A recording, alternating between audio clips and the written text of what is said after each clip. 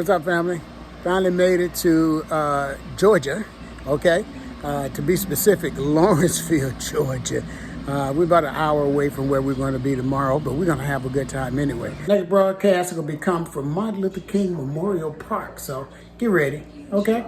Later. What's up, family? Here we are. We're in Martin Luther King's Memorial Park. It is so awesome out here. I'm telling you, we have got to come in here, but for right now, you guys can just live off my posts and everything. Look at the reflection pond behind me. All right. And it's so cool out here. The burial site of Martin Luther King and Coretta Scott King.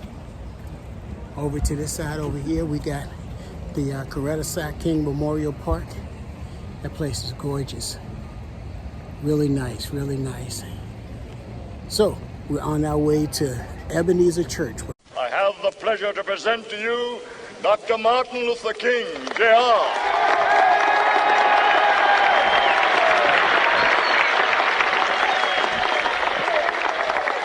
I am happy to join with you today in what will go down in history as the greatest demonstration for freedom in the history of our nation.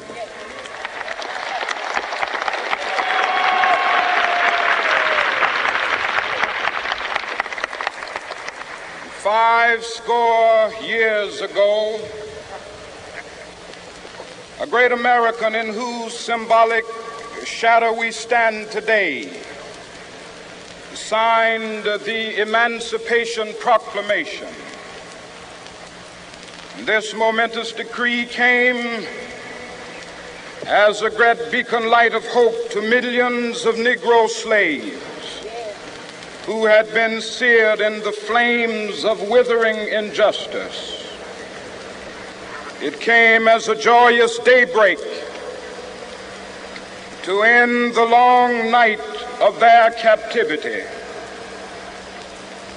But 100 years later, the Negro still is not free. 100 years later,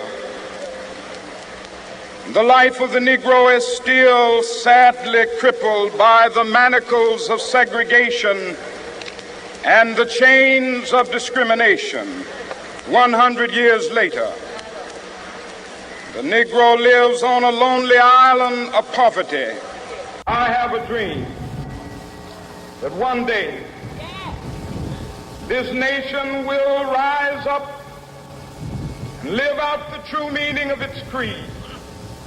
We hold these truths to be self-evident, that all men are created equal.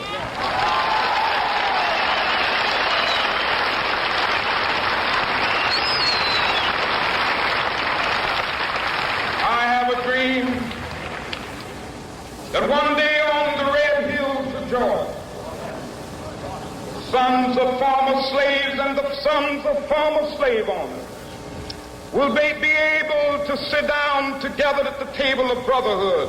I have a dream that one day, even the state of Mississippi, a state sweltering with the heat of injustice, sweltering with the heat of oppression, will be transformed into an oasis of freedom and justice. I have a dream. My four little children will one day live in a nation where they will not be judged by the color of their skin, but by the content of their character. I have a dream today.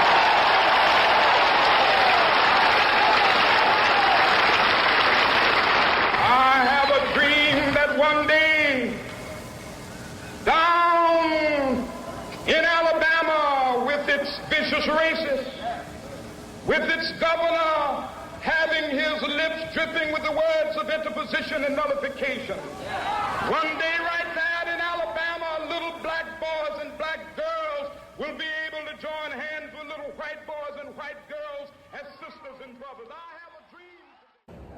Okay, family, here we are inside the Ebenezer Baptist Church. This is where Martin Luther King was funeralized. This is where he preached.